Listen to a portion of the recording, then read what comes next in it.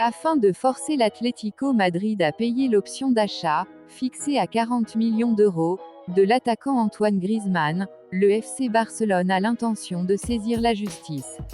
Une démarche qui ne devrait pas arranger la situation sportive de l'international français.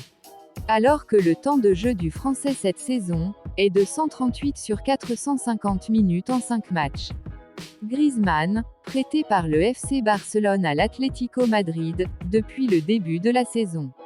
Sur la demande de sa direction, l'entraîneur madrilène Diego Simeone utilise l'international français comme un simple joker en fin de partie. Une stratégie de la part des Colchoneros afin de ne pas activer son option d'achat, fixée à 40 millions d'euros et automatique si le champion du monde 2018 participe à 50% des matchs de son équipe, au moins 45 minutes. Le Barça va saisir la justice. Sans surprise, les Blaugrana, furieux, n'apprécient pas les méthodes des Rojiblancos, qui mettent ainsi la pression pour négocier un transfert définitif du natif de Mâcon à un prix plus abordable.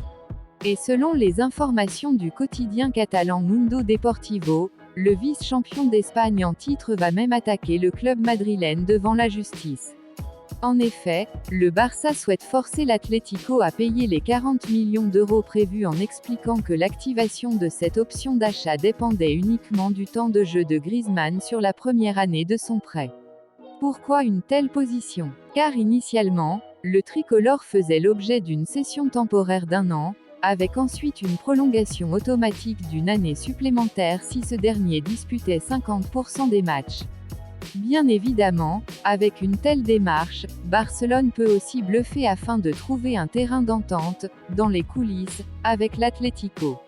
Mais en attendant, la situation paraît tout de même bloquée avec de grosses tensions entre les deux formations. Et très clairement, il y a actuellement un grand perdant dans cette histoire, Griezmann.